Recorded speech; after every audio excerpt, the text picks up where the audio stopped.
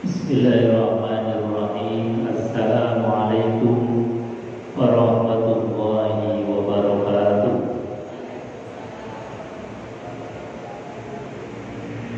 Bismillah, alhamdulillah, nahmaduhu wa nasta'inuhu wa nastaghfiruh wa na'udzu billahi min syururi anfusina wa sayyiati a'malina, may yahdihillahu fala mudilla lahu wa may yudlil fala hadiya lahu. Rabbi ishrah li sadri wa yassir li amri wa hlul 'uqdatam min lisani yafqahu qawli.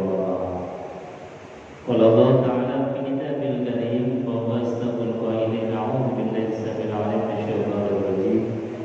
Bismillahirrahmanirrahim. Ya ayyuhalladzina amanu taqullaha haqqa tuqatih wa la tamutunna illa wa antum muslimun. Bapak Ibu hadirin jemaah kajian Ba'da Maghrib Masjid Mujahidin yang dimuliakan Allah Subhanahu wa taala. Alhamdulillah, sore hari ini kita dipertemukan lagi oleh Allah, dimudahkan lagi melangkahkan kaki untuk taklim bersama-sama belajar mengkaji ilmu-ilmu yang diajarkan oleh baginda Rasulullah SAW dan juga diwariskan oleh para ulama. Jadi ini bagian dari warasatul anbiya wa warasatul ulama. Kita mewarisi dari warisannya para nabi dan juga warisannya para ulama. Mudah-mudahan kita mendapatkan berkah ilmu yang bermanfaat. Amin Allahumma amin. Bapak Ibu hadirin jemaah yang dimuliakan Allah, kita lanjutkan kajian kitab Al-Hikam bab yang ketiga. Beliau Al-Imam Atha'illah As-Sakandari itu memberikan satu pelajaran bagi kita. Beliau mengatakan sawabiqul himami la tahriqu aswarul abdan. Makalah ini kaitan erat dengan akidah kita, rukun iman yang terakhir, yaitu mengimani tentang takdirnya Allah Subhanahu wa taala. Artinya apa? Bahwa pelajaran malam hari ini adalah hal yang sangat fundamental, sangat mendasar dalam keimanan kita, karena rukun iman itu kita pelajari sejak kecil. Ada 6. Yang pertama adalah iman kepada Allah, yang kedua iman kepada malaikat, ketiga iman kepada kitab Allah, iman kepada Rasul, iman kepada hari akhir atau hari kiamat, dan yang terakhir adalah iman kepada qada dan qadar atau takdir dari Allah Subhanahu wa taala. Kata para ulama, khairihi wa syarrihi minallah. Takdir yang menimpa kita atau keputusan Allah yang saat ini kita rasakan, yang menurut kita itu kadang baik dan kadang menurut kita itu tidak baik, itu karena minimnya atau terbatasnya kacamata pandang kita. Tapi sejatinya apapun yang menimpa kita itu semuanya baik kalau kita punya kacamata pandang yang benar. Tapi kadang-kadang karena kacamata pandang kita ini terbatas, seolah-olah yang menimpa kita misalnya sakit, ekonomi susah, kemudian tidak ada uang dan lain sebagainya, itu rasanya sesuatu takdir yang tidak baik. Padahal sekali lagi tidak ada takdir ketetapan Allah untuk kita, semuanya adalah baik bagi Allah dan baik untuk kita. Makanya yang perlu kita tanamkan di dalam hati adalah merasakan betul takdir Allah itu semuanya baik bagi kita. Bapak Ibu hadirin jemaah yang dimuliakan Allah Subhanahu wa taala. Dalam pemahaman para ulama, takdir itu ada dua macam. Yang pertama namanya takdir mubrom, takdir yang sudah tidak bisa dirubah-rubah lagi. Memang keputusan Allah Subhanahu wa taala dari sononya. Tidak bisa direkayasa, tidak bisa diikhtiari, tidak bisa dirubah-rubah lagi. Itu namanya takdir yang mubrom. Ada takdir yang kedua namanya takdir mu'allaq. Takdir yang masih digantungkan atas usaha dan ikhtiar kita. Kalau sakit kemudian kita ikhtiar berobat, mencari dokter, didiagnosa, diberikan obat, nah itu namanya takdir yang mu'allaq. Jadi apa yang kemudian nanti menimpa kita tergantung dari ikhtiar kita. Kalau ikhtiar kita sungguh-sungguh, insya Allah diberikan takdir yang baik, yaitu sehat. Ketika kita ini tidak tahu, ketika kita ini bodoh, kemudian ikhtiar dengan belajar, dengan berusaha mencari pemahaman, maka ikhtiarnya kita di dalam mencari pemahaman dengan belajar, dengan membaca, dengan mencari ilmu, itu namanya takdir yang mu'allaq. Tetapi kedua takdir ini baik mubrom maupun mu'allaq itu sejatinya adalah semuanya dalam genggaman kuasanya Allah Subhanahu wa ta'ala. Maka kalimat la haula wala quwwata illa billah itu harus kita tanamkan betul di dalam hati sanubari kita.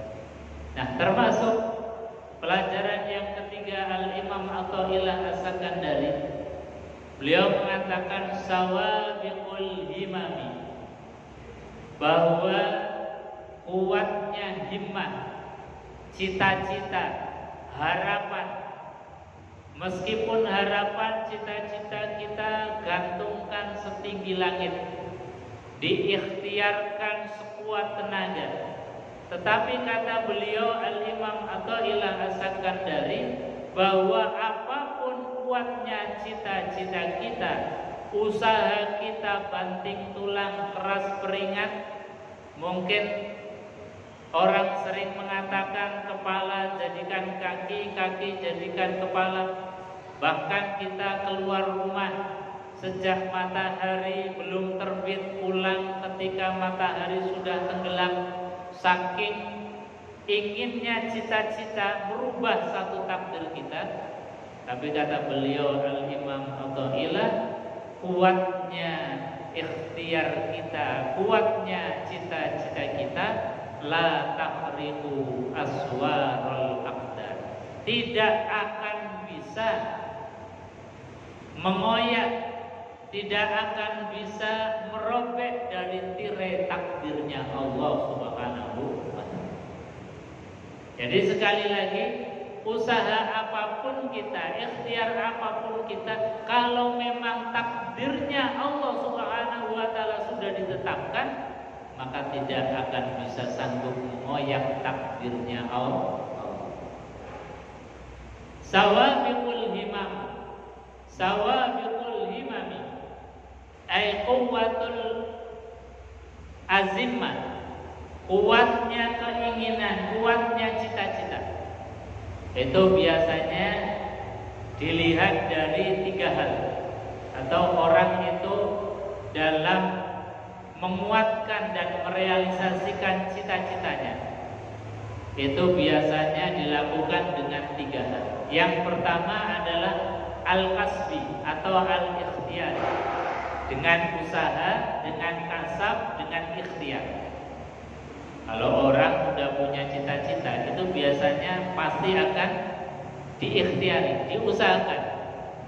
pengen sembuh diusahakan dengan pergi ke rumah sakit, pergi ke dokter cari obat. Itu namanya ikhtiar. Kesana kemari orang hidup itu dalam rangka tadi ikhtiyari bil kasbi, ikhtiar dengan kasab, dengan usaha, merealisasikan apa yang menjadi keinginan dan cita-citanya. Yang kedua adalah berdoa. Biasanya kalau orang punya keinginan, di samping usaha juga ada ikhtiar doa. Karena memang doa ini kata baginda Rasulullah SAW, ad-doa silahul mukmin. Doa ini adalah senjatanya orang yang beriman. Jadi luar biasa.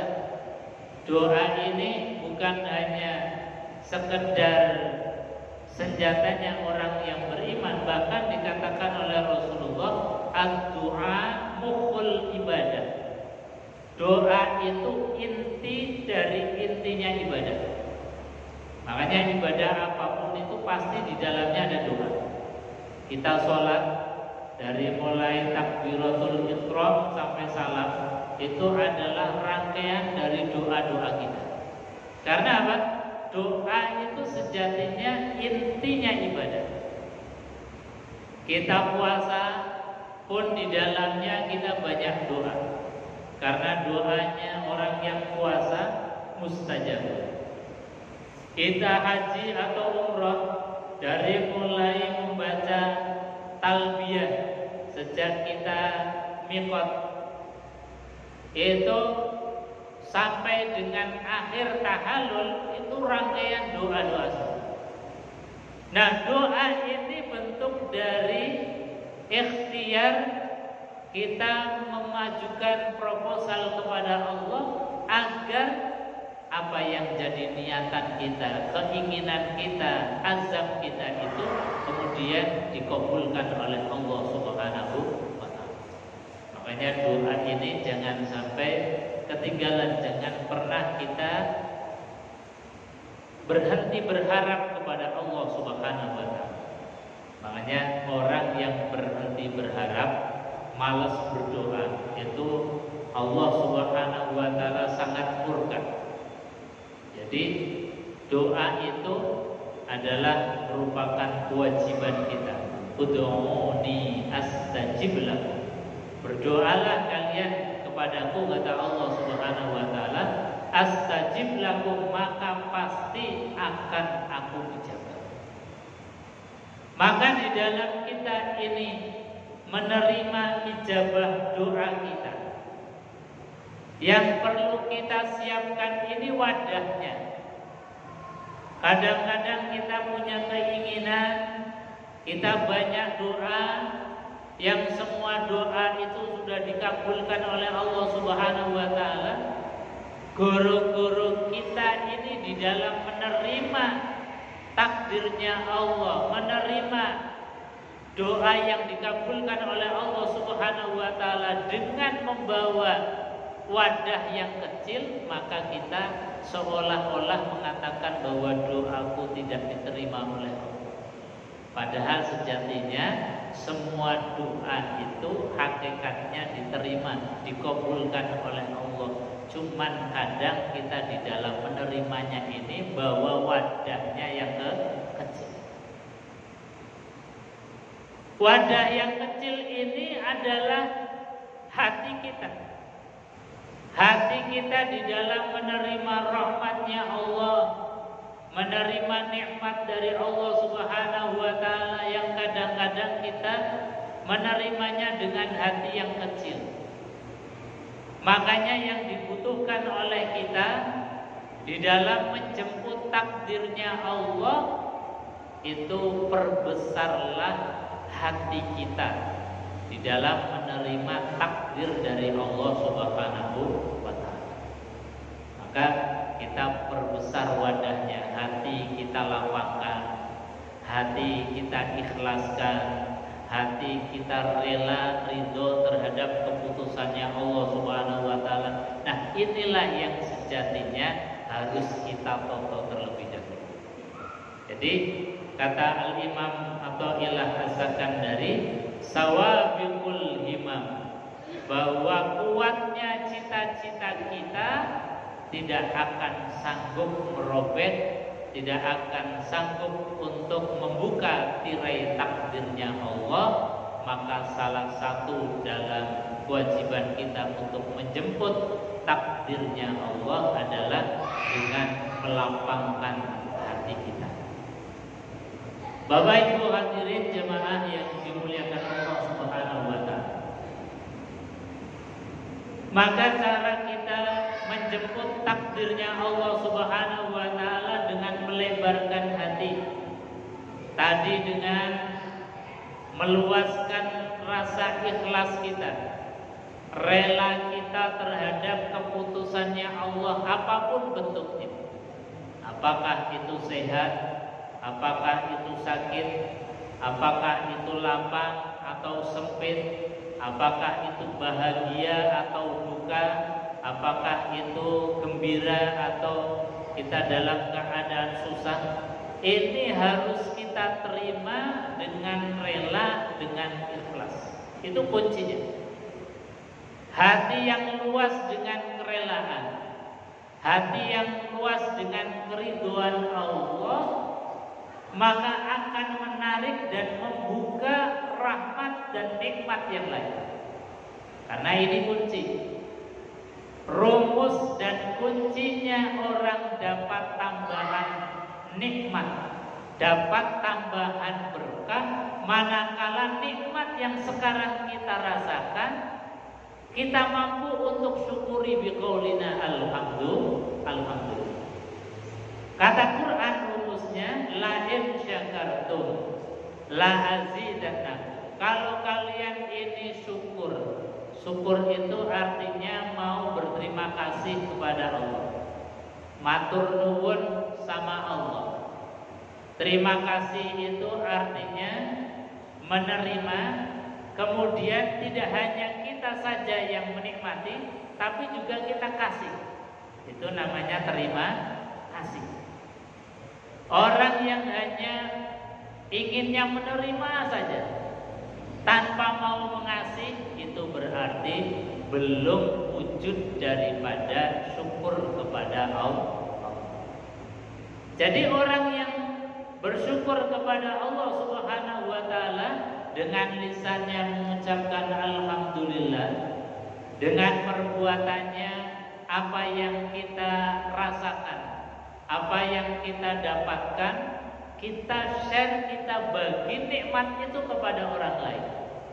Misalnya kita diberikan nikmat mulut, nikmat lisan, maka bagaimana nikmat lisan ini bukan hanya kita saja yang menikmati, tetapi orang di sekeliling kita pun ikut merasakan kita punya mulut. Dengan cara apa?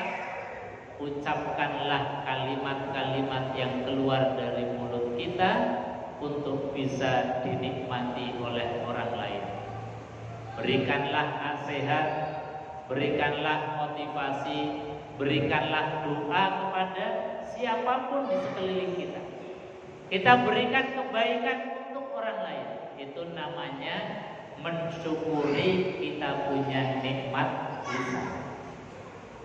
Jangan kemudian kita punya nikmat lisan mengatakan bahwa ini kan mulut-mulutku sendiri, mau ngomong apa terserah aku.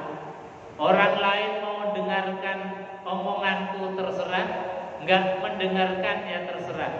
Mau telinganya merah ya terserah, mau dia itu pergi dari sekelilingku terserah. Nah, ini namanya orang yang tidak terima kasih diberikan nikmat lisan atau nikmat.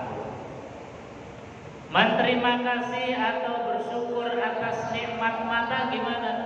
Kita punya mata, berikanlah nikmat mata ini pandangan yang sejuk kepada orang lain. Jangan pandangan yang sinis, jangan pandangan yang bengis. Sebab ada orang kadang-kadang diberikan nikmat mata, senangnya untuk melototin orang lain. Kalaupun memandang dengan pandangan sinis, ini artinya dia belum mensyukuri dia punya nikmat mata, belum berterima kasih. Jadi nikmat itu harus berterima kasih. Kita terima, kita kasih kepada orang lain. Kita bagikan nikmat itu kepada orang lain. Nah, ini diantara melebarkan hati agar apa? Agar nikmat-nikmat yang lain itu kemudian tertarik. Nikmat-nikmat yang lain bisa kita wadahi.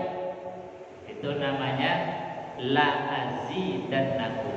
Jadi rumus pastinya di dalam Al-Quran, kalau kita punya nikmat kok bersyukur kepada Allah, berterima kasih kepada Allah, janjinya Allah pasti la azidannakum, akan ditambah nikmatnya kepada kalian. Tapi sebaliknya, ketika kita diberikan nikmat apapun bentuknya kok tidak mau berterima kasih, dikasih hari ini uang atau harta oleh Allah Subhanahu wa taala, maka jangan harta yang kita dapatkan hari ini cuma kita nikmati sendiri saja. Maka berbagilah, berbagi kepada yang telah ditetapkan oleh Allah Subhanahu wa taala. Sebagaimana para sahabat dulu ketika punya harta, ini ditanyakan kepada Rasulullah sallallahu alaihi wasallam, yas'alunaka madza yunfiqun. Wahai Rasulullah, saya ini alhamdulillah dititipi harta oleh Allah. Lalu bagaimana caranya kami ini berinfak? Bagaimana caranya kami ini berbagi? Maka diajarkan oleh Quran, yas'alunaka madza yunfiqun qul ma anfaqtum min khairin. Katakanlah wahai Muhammad, ma anfaqtum min khairin, apa-apa yang kamu infakkan untuk kebaikan. Maka yang pertama, urutan-urutan afdoliyahnya dalam kita berbagi, dalam kita mensyukuri nikmat adalah falil walidain. Utamakan terlebih dahulu orang tua. Mensyukuri nikmat yang kita dapatkan, maka yang paling utama berikan kepada orang tua. Orang tua bahagiakan dulu, sebagaimana merasakan kebahagiaannya kita. Karena apa? Orang tua yang luar biasa banting tulang ketika kita masih kecil, bagaimana merawat kita, menafkahi kita, membimbing dan menyekolahkan kita. Maka ketika kita sudah sukses, kita sudah menjadi orang yang punya dititipi banyak harta, jangan lupakan Quran mengajarkan walil walidain, terhadap orang tua.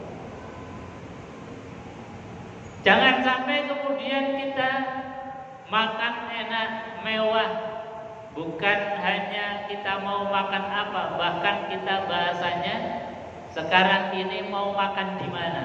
Artinya apa? Kita kalau masalah makan sudah tidak ada masalah. Makan di restoran mana, makan di tempat yang viral kita datangi, kita bahasanya adalah sekarang makan di mana. Maka ketika kita sudah dalam keadaan semacam itu, kok misalnya orang tua di kampung untuk makan saja susah, ketika sakit mau berobat saja susah, nah ini kita nanti akan dimintai pertanggungjawaban. Bahkan mungkin kita belum dicap sebagai orang yang rajin atau orang yang mau bersyukur kepada Allah Subhanahu wa taala. Jadi utamakan orang tua. Orang tua itu siapa? Orang tua itu ada orang tua yang bisa babin kita ini ada di dunia. yang menjadi wasilah lantaran kita lahir ke dunia, yaitu orang tua biologis kita.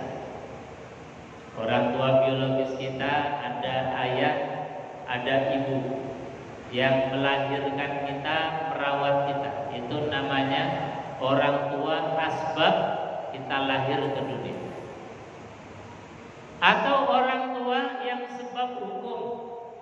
Sebab hukum itu kita menikahi seorang perempuan, yang perempuan itu punya orang tua, maka orang tuanya perempuan atau pasangan hidup kita itu juga orang tuanya kita. Jadi kalau sudah diikat dengan hukum qabiltu tazwijaha wa nikahaha, maka orang tuanya istri juga orang tuanya kita, orang tuanya suami juga orang tuanya kita.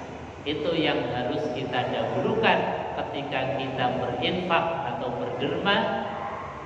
Punya harta, dahulukan orang. Ada juga orang tua bisa babil ilmi, orang tua sebab ilmu, yaitu guru-guru kita yang menjadi sebab kita kenal Allah, sebab kita kenal Rasulullah, sebab kita bisa kemudian bisa hidup bahagia di akhirat nanti. Bahkan orang tua sebab ilmu itu, kata para ulama, lebih utama dibandingkan dengan orang tua biologis kita. Karena apa? Orang tua biologis kita kadang-kadang hanya sebab lahirnya kita di dunia. Setelah kita lahir, banyak orang tua yang kemudian menelantarkan anaknya, tidak dididik, tidak dinafkahi. Kita hanya dilahirkan saja atau sebab lahir ke dunia saja menjadi sebab dari orang tua biologis kita. Tapi orang tua bil ilmi, sebab ilmu, itu orang tua yang menyelamatkan kita nanti baik di dunia maupun di akhirat. Makanya para ulama lebih mengutamakan orang tua yang sebab ilmu, karena orang tua sebab ilmu itu yang membimbing kita, yang mengajari kita kenal Allah, kenal Rasulullah, kenal dan tahu mana yang baik, mana yang buruk. Jadi kalau diklasifikasikan, dikelompokkan, orang tua sebab ilmu yaitu guru, kemudian orang tua sebab biologis yaitu orang tua kita. Apalagi kalau orang tua kita ya sebab kita ada di dunia, ya yang membimbing kita, ya yang mengajari kita, ya yang menunjukkan kita kepada kebaikan. Pasti ini lebih utama. Orang tua yang sebab biologis plus yang membimbing kita, yang mengajari kita, yang mendorong kita. Makanya jangan pernah kemudian melalaikan, melupakan orang tua biologis plus yang menjadi guru kita. Itu yang paling utama. Kalaupun kita misalnya hanya dilahirkan kemudian kita diasuh oleh orang lain, maka guru-guru kita, pengasuh-pengasuh kita yang lebih utama untuk diberikan nafkahnya, diberikan rasa syukur kita kepada Allah Subhanahu wa Ta'ala. Jadi Quran mengajarkan, qul, katakanlah wahai Muhammad, bahwasanya falil walidain. Yang pertama adalah orang tua. Wal aqrabin, kemudian kerabat. Orang kerabat kita, kakak, adik kita. Wal yatama, baru anak-anak yatim. Wal masakin, baru orang-orang miskin. Qul ma anfaqtum min khairin falil walidain wal aqrabin wal yatama wal masakin wabnus sabil, dan juga ibnu sabil. Nah, ini yang diajarkan oleh Quran. Jadi ketika kita ini ingin menjadi orang yang abdan syakura, maka harus berterima kasih. Kita terima, juga sebagian kita kasih kepada orang lain. Itu namanya orang yang berterima kasih. Bapak Ibu hadirin jamaah yang dimuliakan Allah. Orang yang sudah pada level syukur, berterima kasih atas segala nikmat dari Allah, itu pasti hatinya akan semakin lebar. Rela, ridho, ikhlas menerima apapun bentuk takdirnya Allah. Dengan lisan mengucapkan kalimat alhamdulillah. Gak pernah menggerutu, gak pernah kemudian menyesal, apalagi menceritakan rasa sumpeknya hati, menceritakan tentang kesusahan, kesulitan hidupnya. Ini tidak boleh.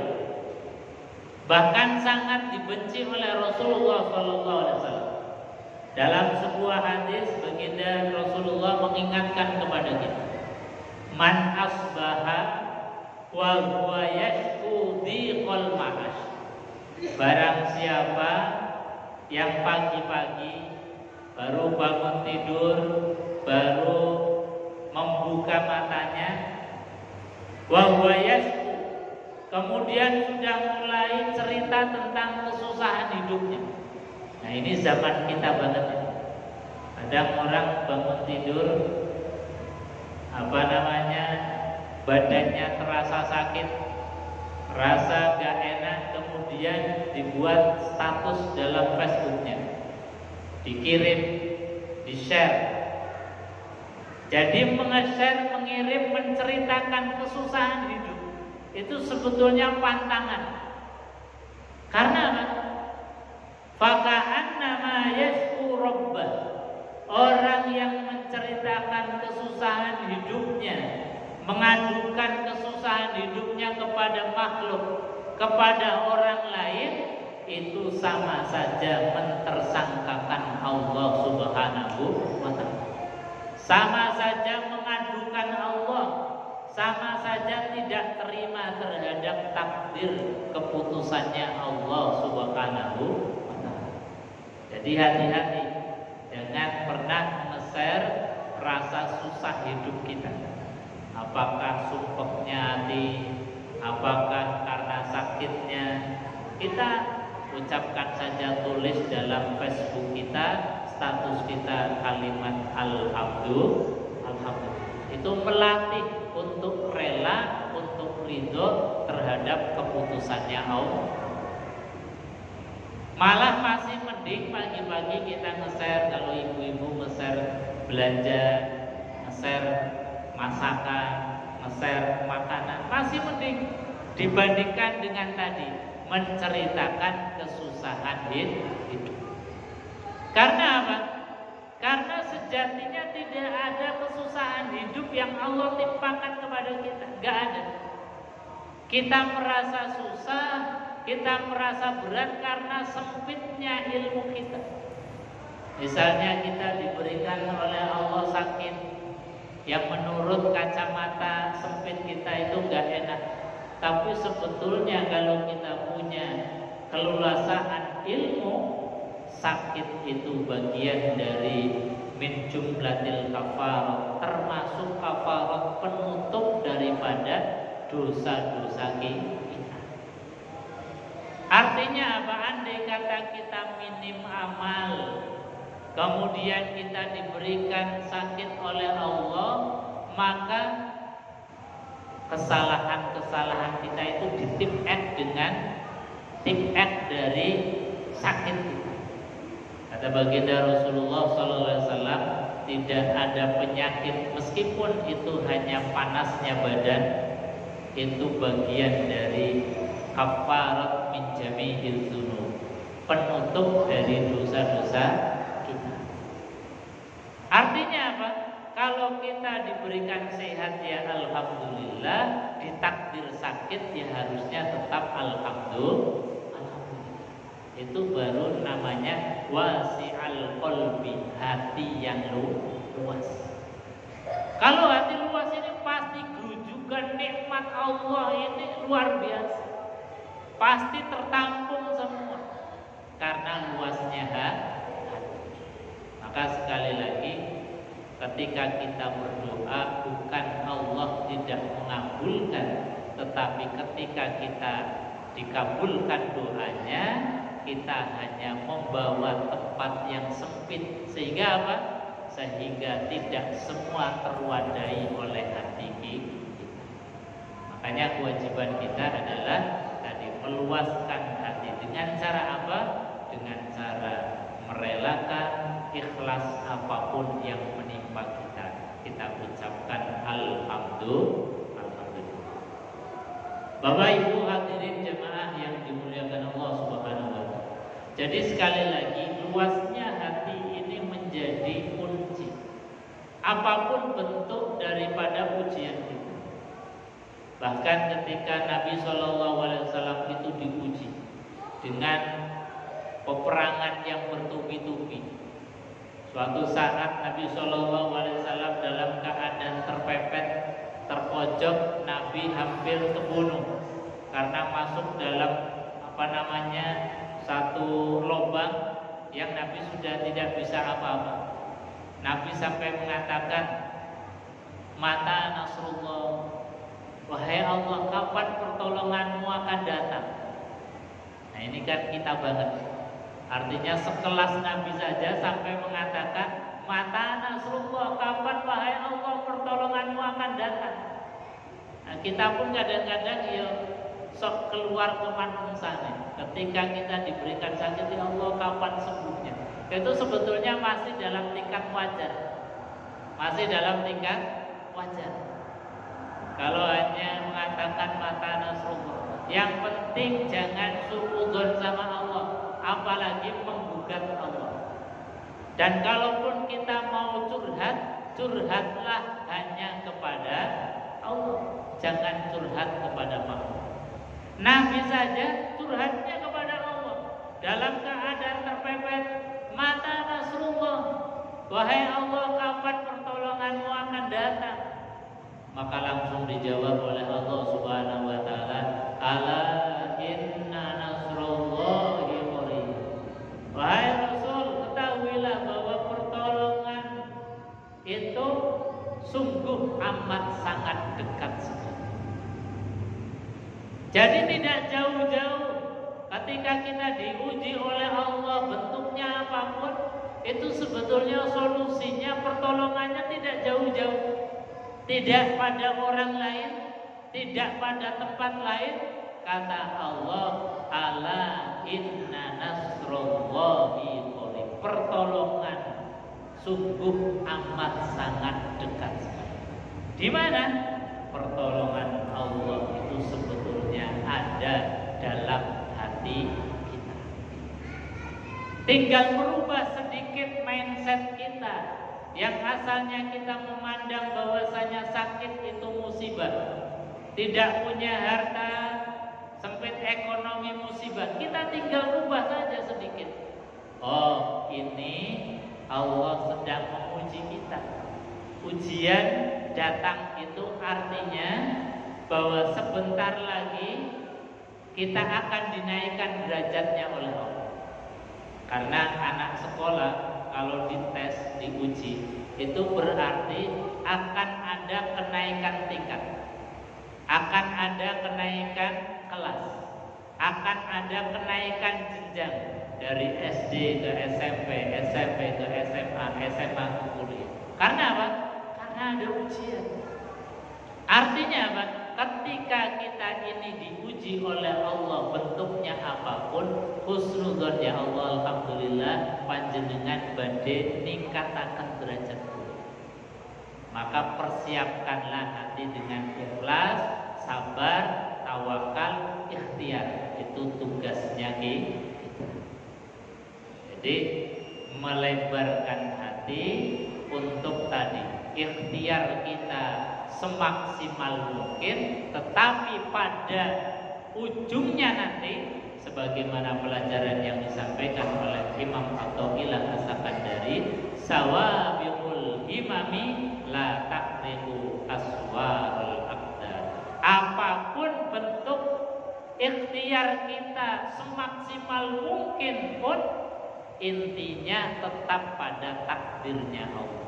Kita sakit, ikhtiar dengan kesana kemari cari obat, tapi kalau belum bertemu dengan takdirnya Allah, ya tetap dalam keadaan sakit. Tapi sakit itu yakinilah bahwa itu adalah yang terbaik dalam rangka kafarat, penutup dosa, dan juga dalam rangka irfa' darajat, meningkatkan derajat.